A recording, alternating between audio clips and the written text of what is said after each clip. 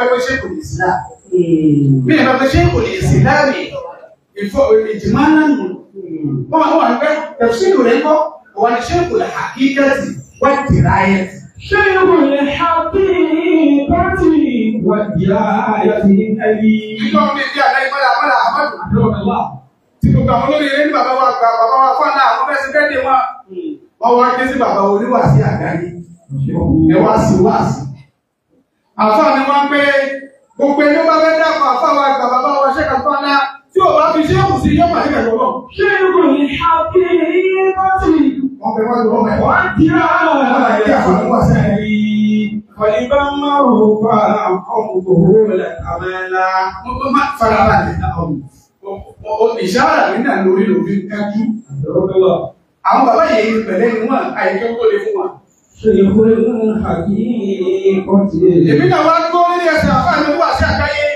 Mo wá ní èmi náà fi kún ibi tí bàbá mi kẹsẹ̀ sí. Bàbá ní ẹni ó bá dákọ̀ ọmọ tí òfin ṣe kù sí ọjọ́ òun. Èmi wá ní látò ní lọ. Ọkọ̀ kalẹ̀ ni, ọ̀pẹ̀ wọ́n ni, ọ̀sọ̀ lẹ́nu ni, ṣé kò lè sí láàbì ní ẹ̀mọ̀ Ṣé kò lè hakíkẹ́tì? Wọ́n ti ráyẹ̀ sí ẹ̀yí. Sọ ìlànà ṣé kò lè sí náà. Àwọn àfáà àwọn ọ̀pẹ́ ní nílẹ̀. Kí lẹ́ni omi kí ní wí? Ẹ̀dá kò fún mi. Ṣé ọmọ àfáà bá bí ìlú ṣé kò lè sí náà? Wọ́n àbẹ́rẹ́ nílẹ̀ lákọ̀ọ̀kan yóò dé lápò àdáyìíjá èdè ìsìlá. Àwọn àfáà ńlá ńlá ló sì láwọn wọn pè ní ṣé kò lè sí náà. Níjọ́ òun tajà tẹ̀rẹ̀. Àmọ́ nísìnyí bẹ́ẹ̀ àṣìbá màṣúrẹ́ bí ìjáde yàrá yìí ni wọ́n tàṣọ wúfì. Ṣé kò lè hakíkẹ́tì? Bẹ́ẹ̀ bá pè ní ṣé kò lè sí náà wọ́n ní ẹ̀wọ̀n kárí ìlà. Wọ́n ti ráyẹ̀ sí ẹ̀yí. Ṣé kò lè sí náà? Bẹ́ẹ̀ bá pè yà bẹ́ẹ̀ ẹ̀wọ̀n kárí ìlà. Nígbà àkọ́kọ́ ẹ̀wọ̀n mímọ̀.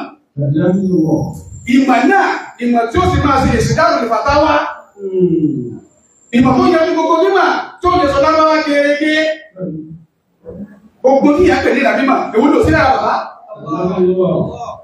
Bẹ́ẹ̀ bá wò kẹ́ yóò kẹ́ tó bí ìrísẹ́ kò lè sí lára ìmọ̀ nìkan pé ẹwọ tàṣọ wúfù tó lọ́nà.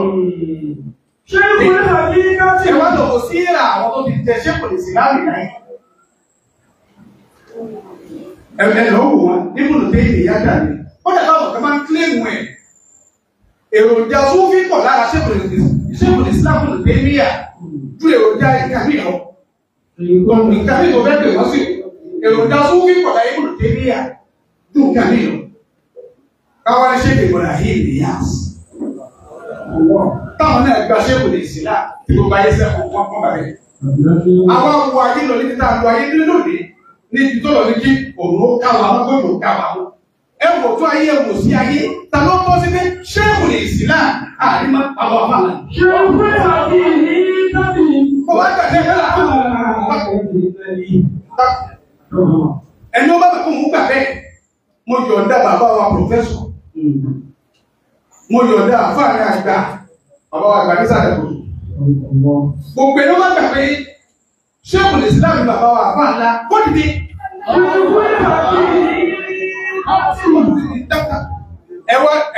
Ẹwà dìbò ẹwà ní ṣé kò lè sí náà ẹni ṣé kò lè sí náà ẹni ṣé kò lè sí náà. Ṣé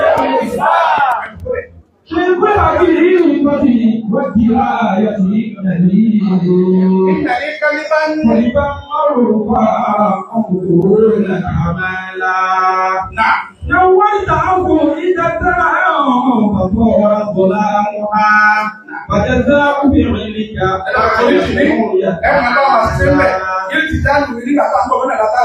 وخدمت شيخ المركز المتعصي خدمت شيخ المركز شيخ المركز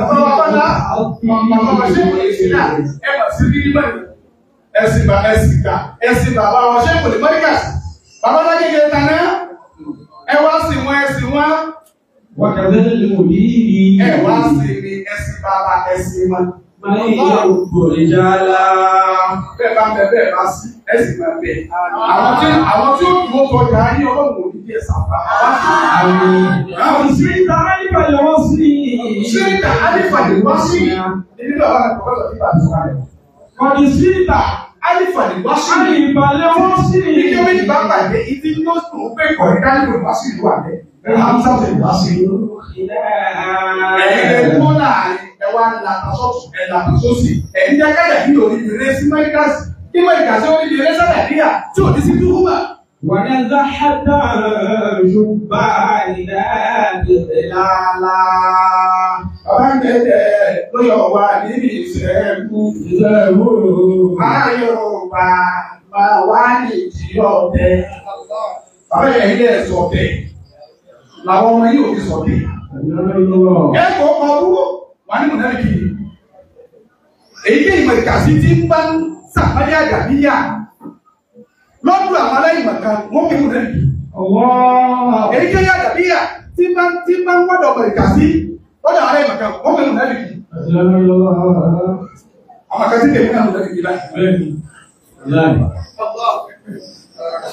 Mọ́lá fọ́nù náà mọ̀ ẹ̀yin lẹ wá yọ wá kò ń bẹ̀. Tálẹ̀ náà fi di yíyọ. Àrídìjọ bàbá ṣòro ìsìlá. Bàbá tẹ̀tẹ̀ lóyọ̀ wá níbi ìṣẹ́gun. Ayọ̀bá máa wá ní ìdí ọ̀tẹ̀. Níbi ìwà tí ó dá ọ̀gá lápàdé. Bàbá gbélé lóyọ̀ wá níbi ìṣẹ́gun. Ayọ̀bá máa wá ní ìdí ọ̀tẹ̀. Níbi wà tí ó dá ọ̀gá lábá. Ọ̀gẹ́gẹ́ ló yọ wá níbi ìṣẹ́gun. Ayọ̀bá máa wá níbi ọ̀tẹ̀. Níbi wà tí ó dá ọ̀gá lábá. Ọ̀gẹ́gẹ́ ló yọ wá níbi ìṣẹ́gun. Ayọ̀bá máa wá níbi ọ̀tẹ̀. Níbi wà tí ó dá ọ̀gá lábá. Ọ̀gẹ́gẹ́ ló yọ wá níbi ìṣẹ́gun. Ayọ̀bá máa wá níbi ọ̀tẹ̀. Níbi wà tí ó dá ọ̀gá lábá jẹ́. Bọ́lá àwọn ìgbàlódé ọ̀gá tí bá bẹ́ẹ̀ kọ́ sọ́dọ̀ ọlọ́run ayé ọ̀sán. Wọ́n wá ní aṣọ bàbá láyé yìí. Mo wá ní kí lè tó fẹ́ gbọ́ lẹ́nu ti wá. Gbogbo tí ìyẹn bá fẹ́ gbọ́ nípa tọ́pìkì tẹnu wà yìí, làfáà ni wọ́n ṣàtàkì ìjọdún. Nígbà tí kò wá, ọ̀gá náà wà fáà lè kí ó máa lùkà mọ́ lọ́dọ̀ wá sí àgbáyé tèmi tí ń ṣiṣẹ́. Tí ń sin gàfáà ni. Kéwù ọ̀fẹ́ mo kí lọ́dọ̀ bàbá. Ayé àkànnà mo kí wá ju wọn, àwọn ìwà ìgbọ̀n ìgbà ẹ̀kọ́ kéwù ọ̀fẹ́. Mo wá ní kí ní ìṣẹ̀sán, mo wá lọ tíra ní gọ́ọ̀mẹ̀, wọ́n lọ kọ́ wọn ní Ádà àti Àbút. Mo wá múra tí ń bọ̀ wá, ẹnìkan wá sọ fún mi pé ẹ̀ ń lọ sókún wá sí àgbáyé nù. Wọ́n ní ìtú ẹni tí sókún wá sí àgbáyé. Nígbà wọn fi ta tẹ́lọ̀ níta yìí. Olú wá sí àgbáyé lọ gbogbogbò. Àtọ́ mi ti yanjú ẹ̀ wọ́n ti jẹ́ mẹ́ta ní bàbá lágége. Láti gbogbo wàhálà tí bàbá lágége ṣe. Ẹjẹ́ mi náà yá ọ̀rọ̀ bàbá wa pòfẹ́sọ̀ ẹgbẹ̀ láyà. Fùnúnù lè ilmi. Fùnúnù lè ilmi marifatuha Ìlọrin. Wà má bí dáwà, wà má rí jàwà Ìlọrin. Ẹ̀yin Ìlọrin ẹfúra ọkúdé. Ẹ máa pé ẹ máa wá gbọ́ pé wọ́n ló kù fún àwọn kìdínápà, wọ́n láwọn kìdí wọ́n dé kìdí àyàwó ń pa wa. Ogun tá à ń bá gbé láti òkè. Fùnúnù lè ilmi marifatuha Ìlọrin. Ní kéwú ní orí kéwú lórí jìnnà kéwú máa rí bátù rẹ̀ níbi wọ́n dé máa má tù lọ Ìlọrin. Wà má bí dáwà. Gbogbo olúyọ̀kú ti bá wa kí wọ́n bá wa rán àwọn lẹ́rù. Wà má yí jàwà Ìlọrin. Wọ́n wá ní pé ọ̀nà tá a lè gbà tá a lè fi mú ogun wọ̀ lọ́rin ilé ẹ̀mí káwọn ọmọdé wà lẹ́yìn àgbàtọ̀ ọmọdé bàbá lágbègbè wọ́n sọ̀rọ̀. Àpèjúwe Màrìkàsí àtàdàbíyà ó dàbí ọkọ̀ tírélà méjì tí wọ́n lọ ilẹ̀ Haúsá. Ọkọ̀ tírélà méjì lọ ilẹ̀ Haúsá. Àwọn méjèèjì wọ́n jọ rí pọ̀ lójú express lẹ́gbẹ̀ẹ́ ara wọn. Wọ́n wá sáré. Gbogbo ọkọ̀ kéékèèké tí yóò wà lọ ilẹ̀ Haúsá jọ náà nínú kó tò lẹ́yìn wọn àfi kó wá òwe ìgbà wọn àti ọba tèkì. وعوض الشيخ أعداء كل فني. ayé gbà tẹ̀ wọ́n gbà tẹ̀. به àwọn tó ń bẹ̀rẹ̀ wọ́n tó máa kásẹ̀. àwọn tó ń bẹ̀rẹ̀ wọ́n gbàdá níyà ẹ̀yin méjèèjì yìí náà giant bàbá tún yìí ká ẹ̀rù gbáwí lọ́wọ́ kan. وعوض الشيخ أعداء كل فني. èmi wá wí bẹ́ẹ̀ òtí àdúrà àmọ́ tẹ̀síkínì láàrin nìkan kó ni ó lè bá a kọ́ mi. وعوض الشيخ أعداء كل فني. èyí tí wí òrùlù kó làfà ní kò sí kí ó kàtọ́ pa fún bàbá láyé. به سار الأنام إلى إلهي. nígbà tí mo kọ́ rí yìí 2020 mú àwọn ọkọ. èyí lọ́dẹ̀ gbà máa lọ́wọ́ ẹnìkan mo ronú sọ̀rọ̀ bàbá lágéèké.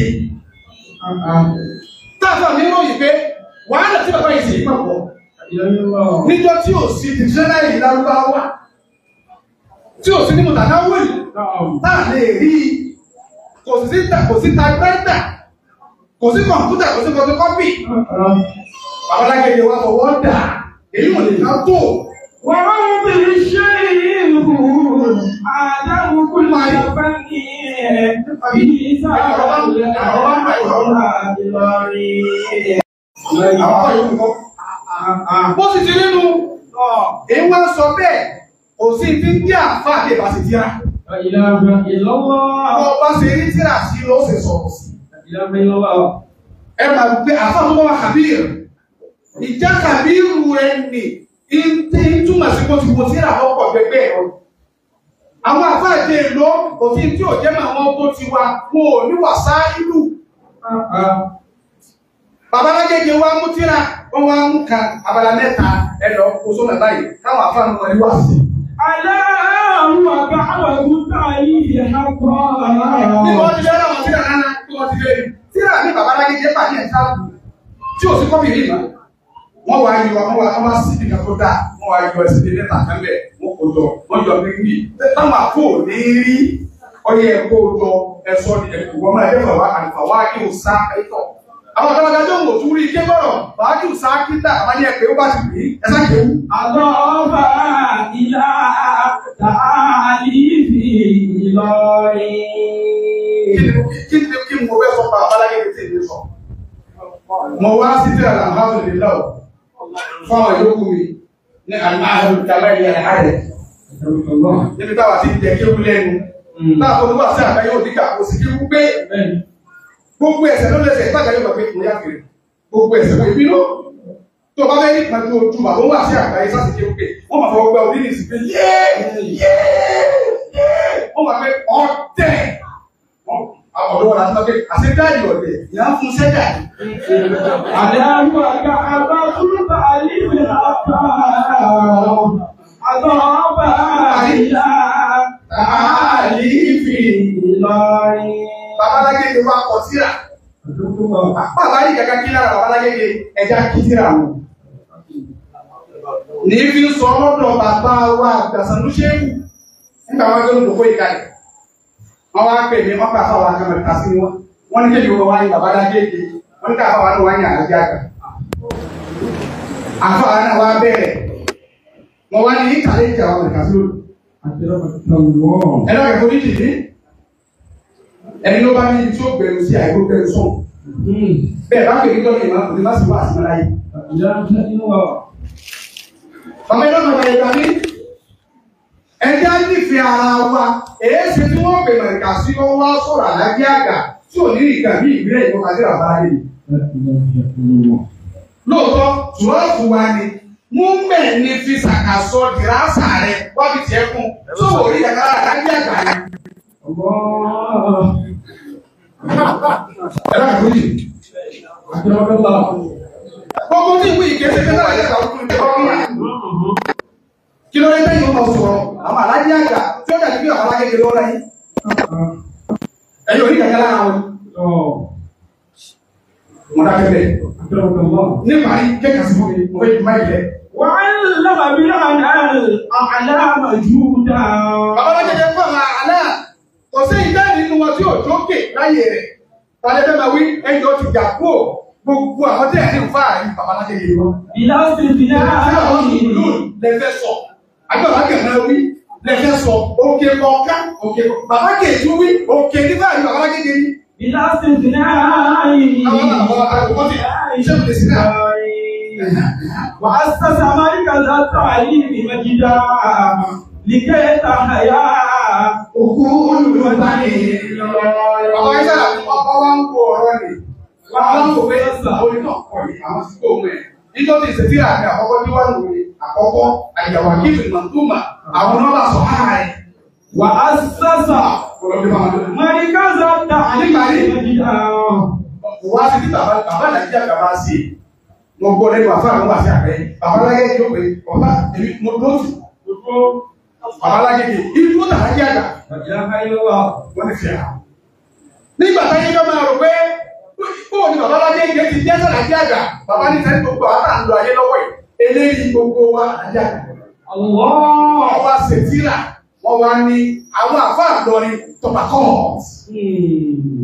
Ẹ̀yin báyìí tọ́pà kọ̀.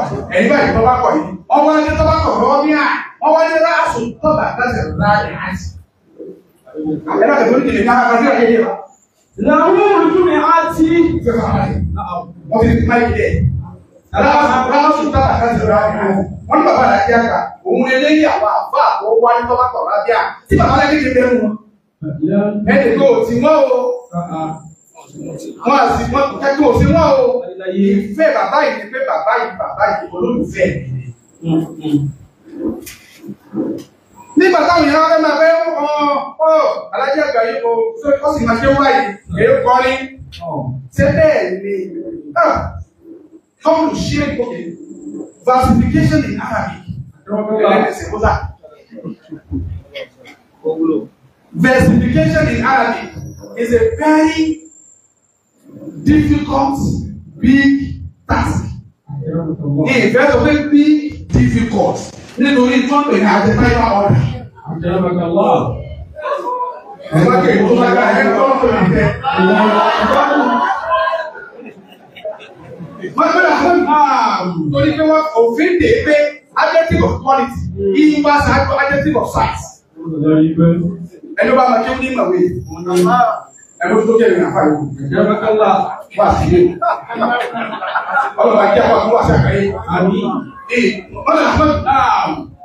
Orin kíkọ tọ́wọ́lù ṣe ìgbọ́wà àmàlíyẹ̀ tún kẹ̀bíyẹ̀ tún ṣáàkọ̀. Ìbára bàbá wa tẹ́lẹ̀ nínú. Professor Dere ìbára wọn. Ní ẹ̀bá lọ the interplay of Arabic and Yoruba in southwestern Nigeria. Tíra alága tó ní ìlúkọ̀. Ìdí àwọn ẹ̀ka tíra ní láwéláwé. Àárín mo ti jọ ìlú lábáwá yìí. Kí ni àwọn classification kí ni máa kọ orin ó ṣòro.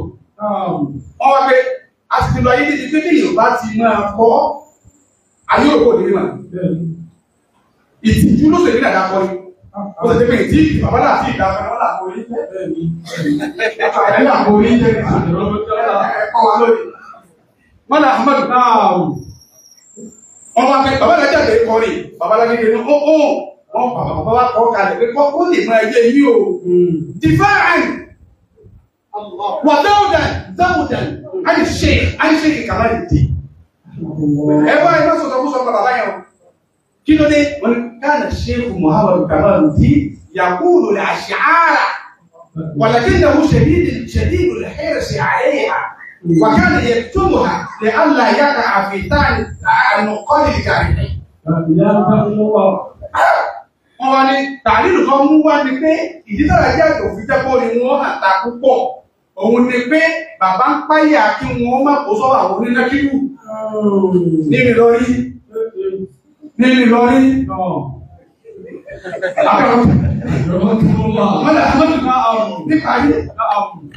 Mo wá ní ọ̀rọ̀ tí bàbá láti sọ ní ìpáyà nákílù ló mú bàbá àgbàrá jẹ́ àgbàmájà kó ní wọ́n pọ̀. Wọ́n wá ní wàlákì nánà àsánà àgbà àdíhá wàhíyà kìíyà. Ọwọ́ wá padà bí àwọn kan náà ní àlájẹ́ àgbà ó sì bẹ́ẹ̀. Gẹ́gẹ́ bí àjí, babalájẹ́ ti tó bá sọ̀rọ̀ tó tún mẹ́rin wá.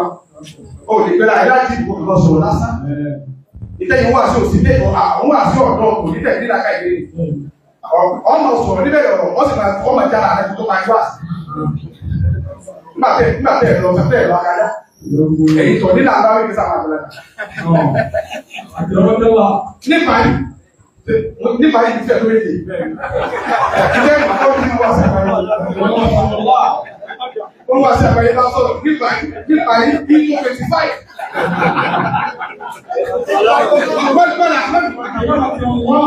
nípa yìí èmi ní oṣù tẹ̀sán ẹ máa kà á ìjọba mi èmi wá ní bàbá wa pòfẹ́sọ̀ ìsà nìkan wọ́n kọ́ ìkan orin náà lèmi rò pé iná ló bí kó ní àlájàbọ̀ máa pọ̀ tí ó sì kú ọ̀rọ̀ padà sí bàbá alákejì lẹ́nu èmi náà fẹ́ mú sẹ́gbẹ̀ẹ́ ẹkúfèé ní kó fi bàbá bàbá wa ẹ̀kọ́ ní kásá ẹni ṣe ní ọmọ yòókọ́ lòládàá ajá ṣe yòókọ́ lòládàá ajá asàlọ́ yòókọ́ dàmú lè sọ́nà asàlọ́ yòókọ́ dàmú lè sọ́nà ẹ máa ń bá bọ̀ ẹni ويل لشاعر أمتي ويل لشاعر أمتي في أذنها داء الصمم في أذنها داء الصمم إذا بيقولوا شعر يقال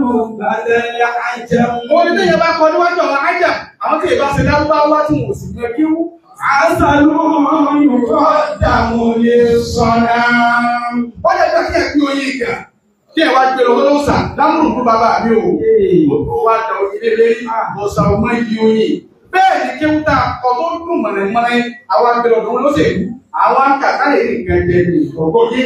wọ́n inú lè ṣe ìrìn mo rò pé ẹ̀sìn tó dára lẹ́kọ̀ọ́ lẹ́kọ̀ọ́ ni ọ̀pọ̀ àwọn tó lọ gbà ó tó lọ́kọ̀. bí orí mi rárá ó sọ bàbá wa pòfẹ́sọ̀ ẹ wá sọ̀rọ̀ kan ọ̀rọ̀ náà wà nílẹ̀ fún nígbà tí bá wò èyí ò sí níbẹ̀ kọ́ ni mọ́ ẹ̀wọ̀n wọ́n inú lè ṣá ìfúnmẹ́tì ẹni ẹ̀kí kú àti àṣetòfò lè ṣá ìṣòfò tó tún yàtà wọ́n ìlò ogún àṣetòfò lè ṣá ìfúnmẹ́tì olóòrìn tí ń kọ́ ní káwọn ọjọ́ kan àwọn ọjọ́ náà ìwọ́n ní àádáa sọ́nà ìjọ tí wọ́n ti fún ọ̀pọ̀ lágbà wá. Làlájẹ̀ ìmọ̀ràn pé ìrìn àlájẹ̀ àgbà gbọ́ yé pé ìyẹn mélòó náà ló gbọ́ lọ́gbà wá. Ẹni tí ó sì yọ síta pé àlájẹ̀ àgbà kọ́nà kò sí síra ní àgbẹ̀jẹ̀ wọn tó àwọn alájẹ̀ èké wọ́n fi bá wọn mọ̀ ọlọ́run ẹ̀dárúkọ àti kò bẹ́ẹ̀ náà. Gbogbo tẹ̀lé tó kálukú ṣe ohun tó lọ ní kọ́ kálukú wá sí láyé wọ́n tó gbóhùn yá sísá lóde náà fi òun kálukú ló wá lásìkò tí ó jẹ àti tí ó jẹ gbàlè bàbá àlàjì àgbà nígbà tí wọ́n dé àsìkò ìṣàwùn mọ̀dárísì ìṣàwùn mọ̀dárísì ẹ máa dálé kíwúlẹ̀ ẹ máa dálé ẹ̀kọ́lẹ̀ ẹ máa dálé ìwélẹ̀ ó dùn lórí ikúrú púpọ̀ àwọn ìjáàrù tí ó kà síra wọ́n bá wọn lọ bàbá alágége wá ní pé yes èrò ti wà nílẹ̀ tí ó kà síra ẹ má jà ń bọ̀ síra ẹ jẹ́ mọ́nàjà àgbà lọ ẹ̀dá òun ti síra.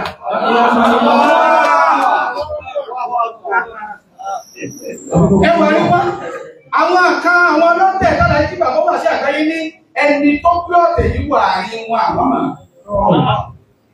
Wọ́n sì ní kò kú dáadáa. Àwọn ìpà àwọn àfáà ti wà nínú ọ̀rọ̀. Ó ti yí pé ó pé ní ọjọ́ tó wà sí àgbáyé.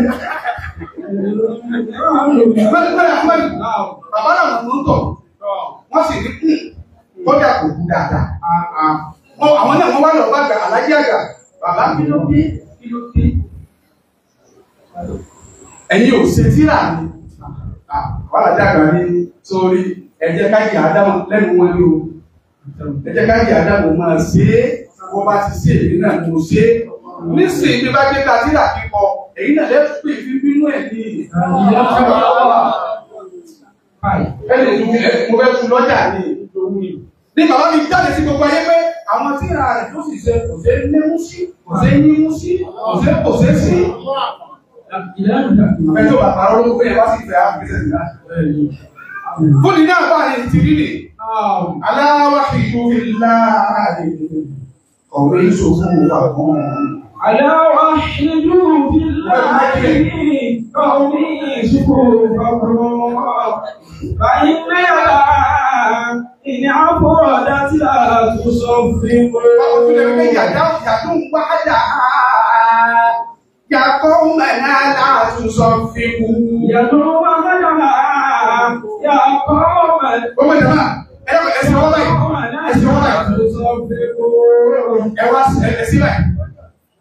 pẹ̀lú àníyàn pẹ̀lẹ́ pàtẹ́wọ́ sódú bí mẹ́ríkà sí bá ló mọ́ da ayé lò kádà bí ọmọ sí bẹ́ẹ̀ ohun ọ̀rí jákè bádà bí yàbá ló mọ́ da ayé lò kí mẹ́ríkà sí ọmọ lọ́wọ́ sí ohun ọ̀rí jákè ẹwà àwọn méjèèjì pọ̀ ẹ̀bá wù ẹ̀mọ́ ìjọ ọkọ̀ ìpínlẹ̀ ìjọ tó ti pọ̀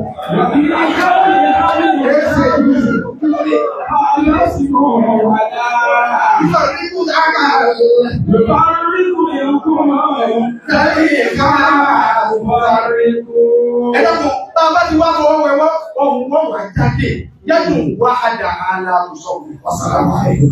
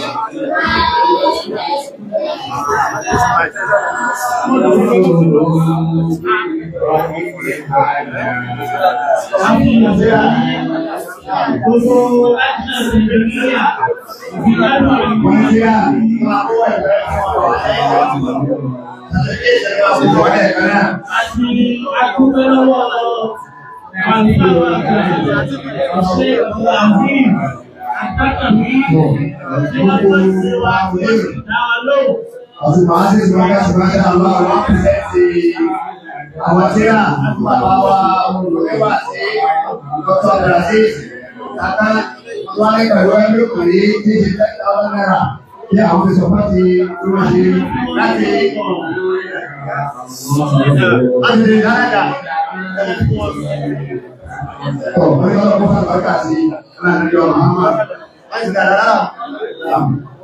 Nígbà tí mo wà ó rà, wọ́n ti tẹ́ta ọdún náírà àwọn ìṣọ̀pá ti rẹ̀. Wọ́n ní àwọn tí wọ́n bá sọ̀rọ̀ wọn àti ìlọ láfarabalẹ̀ alábẹ́ béèrè bàbá béèrè kalẹ̀ láfarabalẹ̀ bàbá wa ní ọ̀sọ̀ tẹ́lẹ̀ sí wọn lè lọ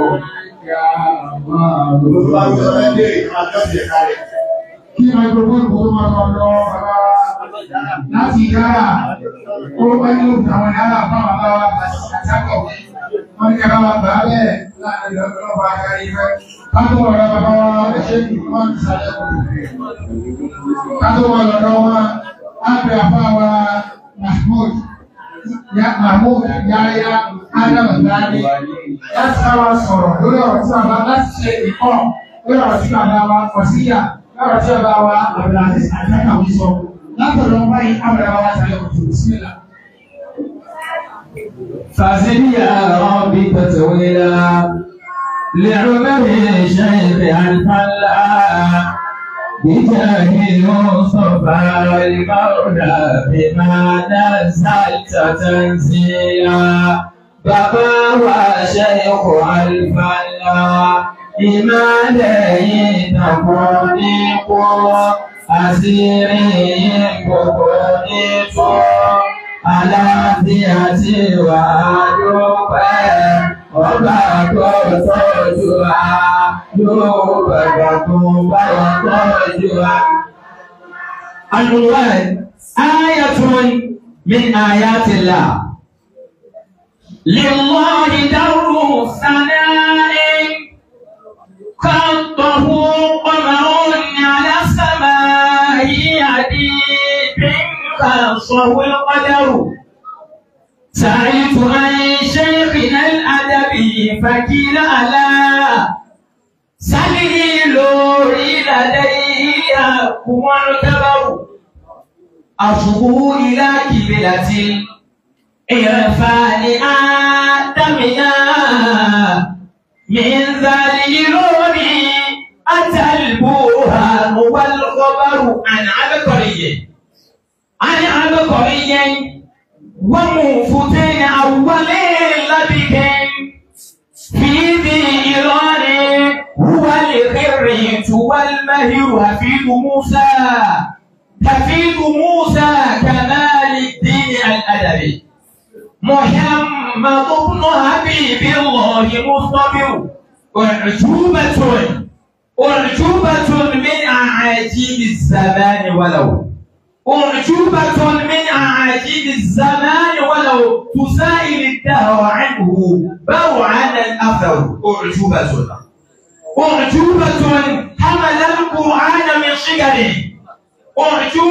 حفظ القرآن من صغر من 12 سنين حبذ الصغر أعجوبة واعظ من 15 عمره وأحيا البرايا ذلك العمر من كان للشيء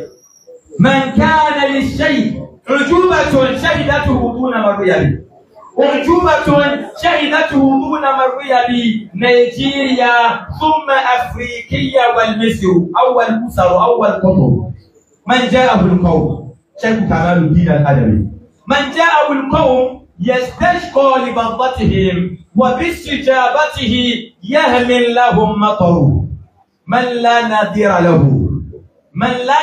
له في عصره ولقد عم الورى ذكره والصيت منتشر ساوى الإمام السيوطي كما قال العلامة البلوري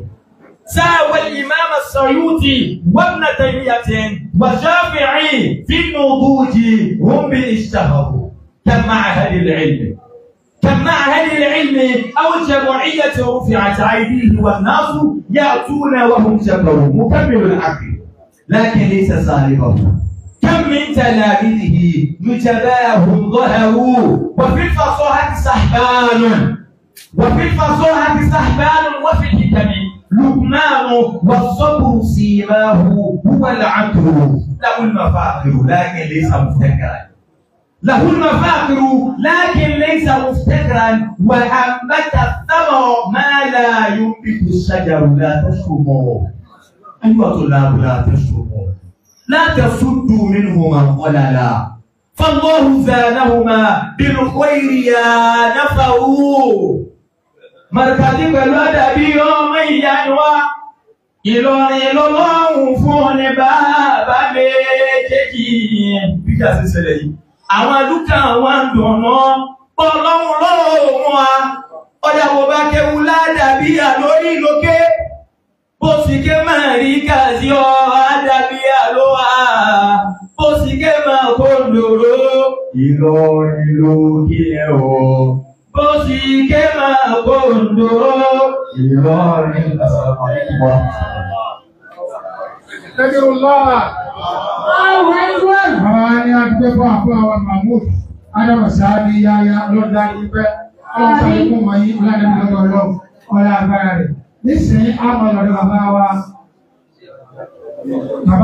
wa àgbà lórí ìdòkó kọ́ ọ̀dà ní ìgbè lọ́dọ̀ ìṣẹ́jú ìgbọ́n ọ̀tẹ́ ìzàlẹ́kọ̀ọ́.